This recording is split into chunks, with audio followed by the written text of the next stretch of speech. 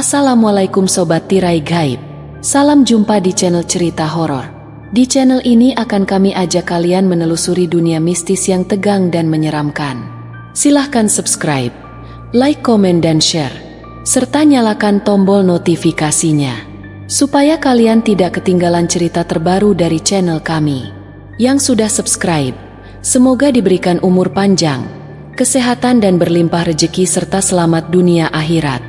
Di sebuah kota kecil yang tenang, tak terlalu ramai namun tidak sepi, hidup seorang pria sederhana bernama Dimas.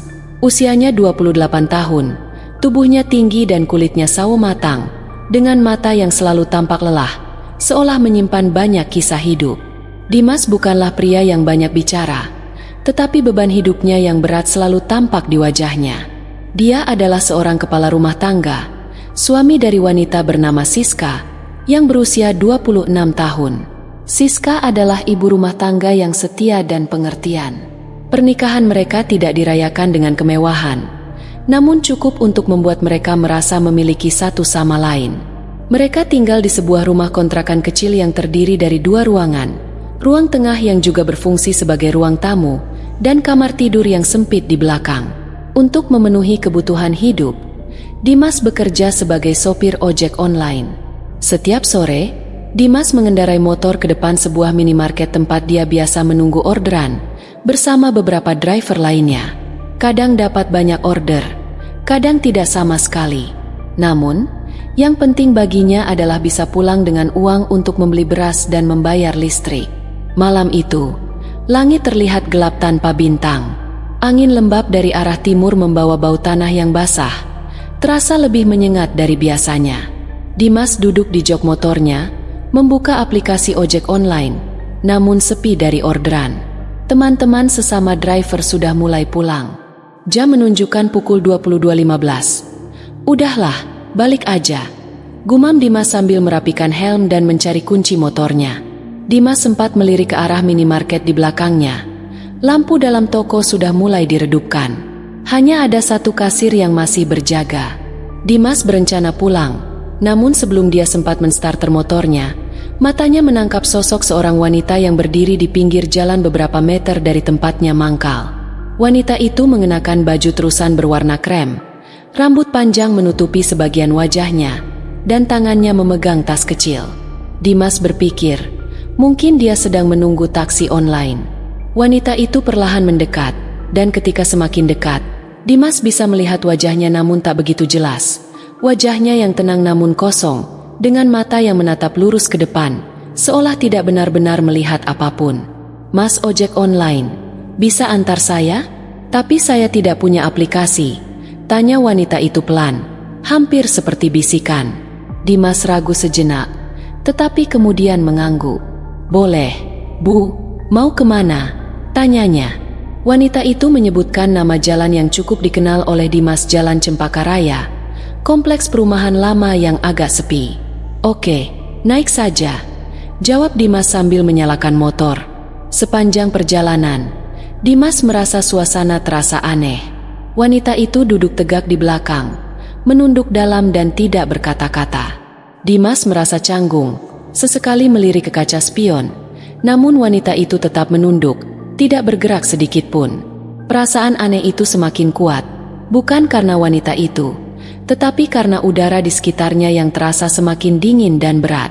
Jalan yang biasanya cepat terasa lebih panjang, dan Dimas mulai merasa ada sesuatu yang tidak beres. Saat sampai di kawasan perumahan, Dimas kembali bertanya, "Ini ya, Bu?" Wanita itu hanya mengangguk pelan. Dimas melirik ke kaca spion lagi dan kali ini, dia melihat wajah wanita itu lebih jelas. Wajah yang pucat dengan mata kosong dan senyum samar yang tampak aneh. Tanpa berpikir panjang, Dimas segera mengalihkan pandangannya dan mempercepat motor. Motor Dimas akhirnya berhenti di depan sebuah rumah besar yang tampak kosong. Dimas menoleh ke belakang, namun bangku belakang motor itu sudah kosong. Wanita itu hilang begitu saja, seperti menghilang di udara malam yang sunyi.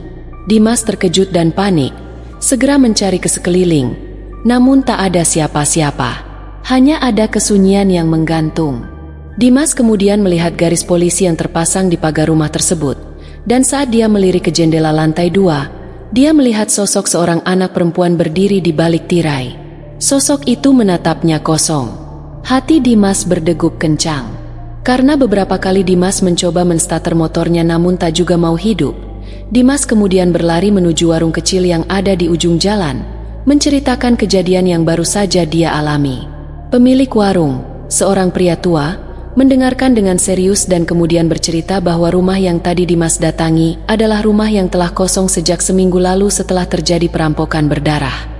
Salah satu korban dari perampokan itu adalah seorang wanita muda bernama Lastri, yang juga pernah tinggal di rumah tersebut bersama suaminya dan anak kecil mereka.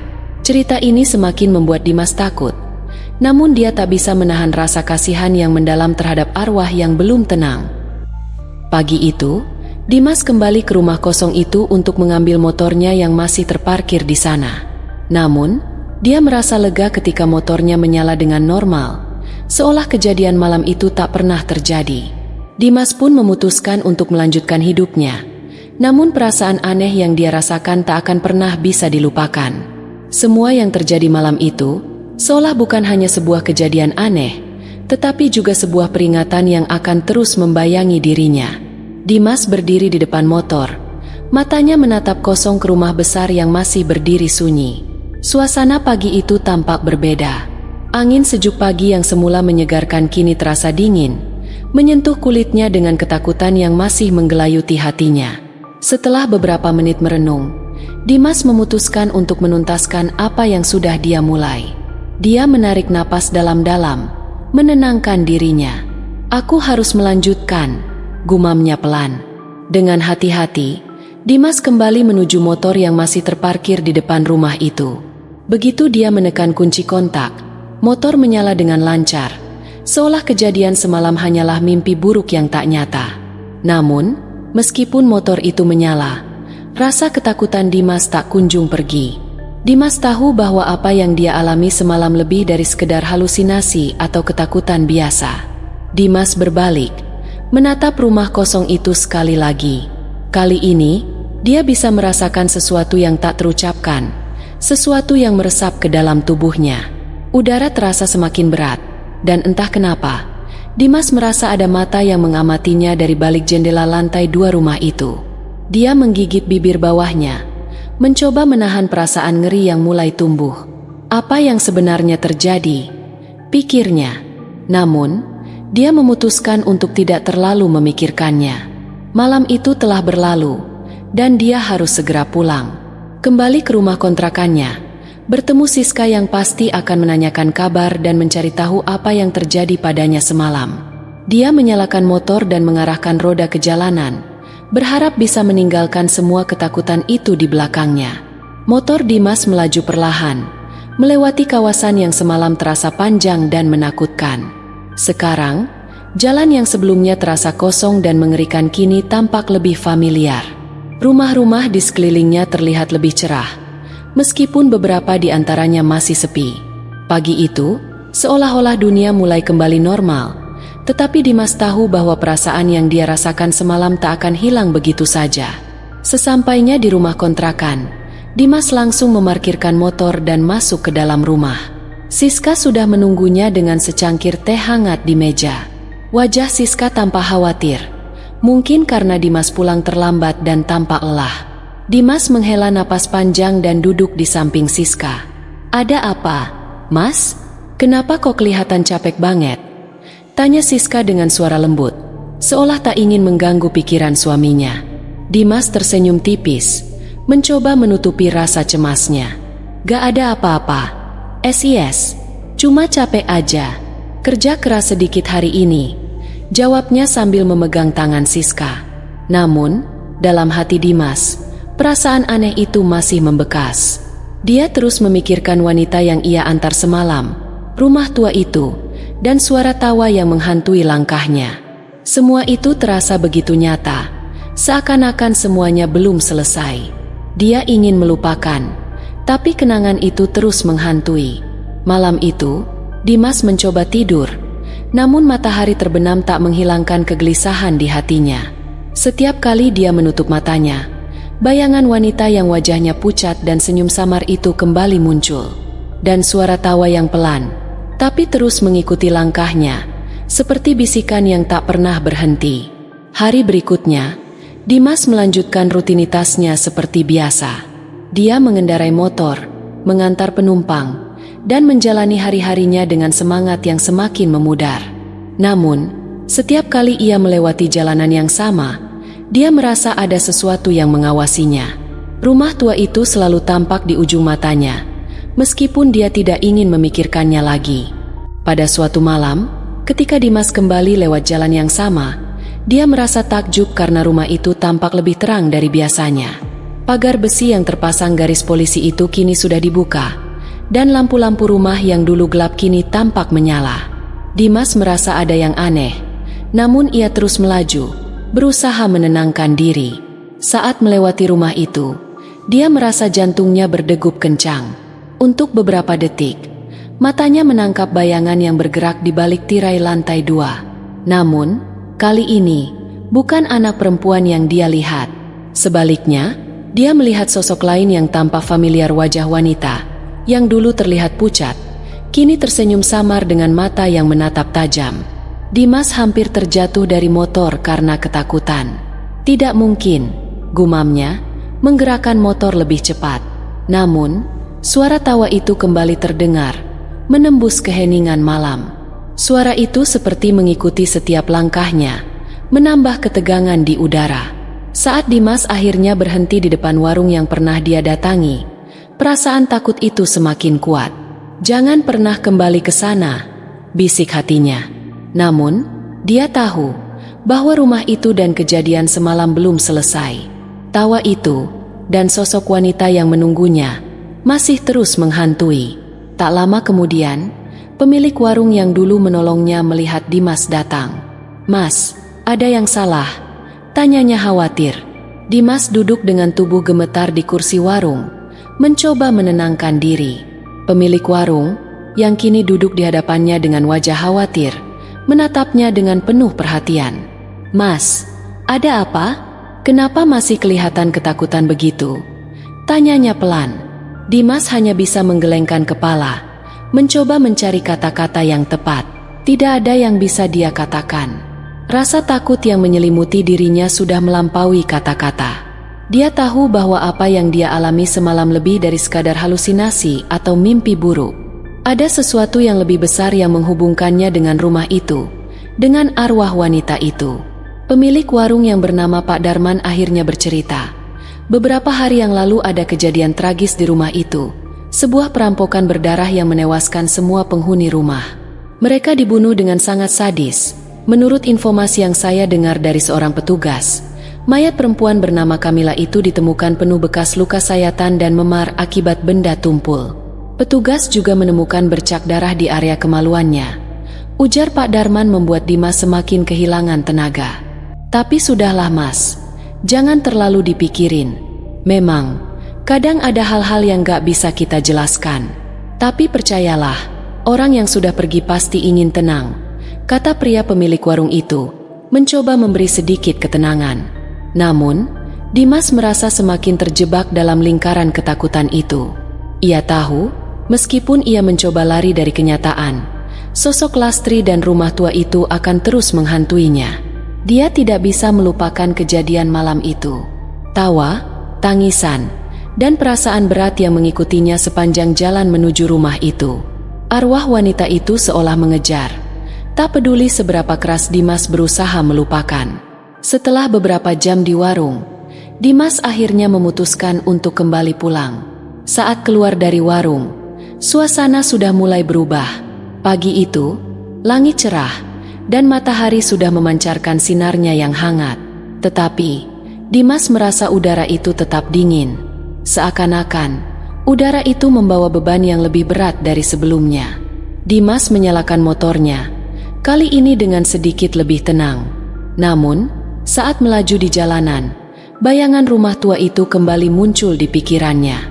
Setiap kali Dimas melintasi jalan itu, perasaan aneh selalu kembali menghantuinya. Seolah-olah, dia tak akan pernah benar-benar bebas dari bayang-bayang yang mengekori langkahnya. Tiba di rumah, Siska menyambutnya dengan senyuman hangat, tetapi Dimas merasa ada yang berbeda. Siska tampak melihat perubahan dalam diri suaminya, meskipun Dimas mencoba menyembunyikan kegelisahan itu. "Siska, ada yang harus aku ceritakan," kata Dimas dengan suara bergetar, duduk di samping istrinya. Siska menatapnya dengan penuh perhatian. "Apa, Dim? Kamu gak kelihatan seperti biasanya," katanya pelan. Dimas menarik napas panjang, matanya penuh dengan beban yang tak terungkapkan. "Kemarin malam aku ngantar seseorang yang bukan orang," katanya dengan terbata-bata. Siska terdiam sejenak, tidak langsung mengerti. "Maksudnya?"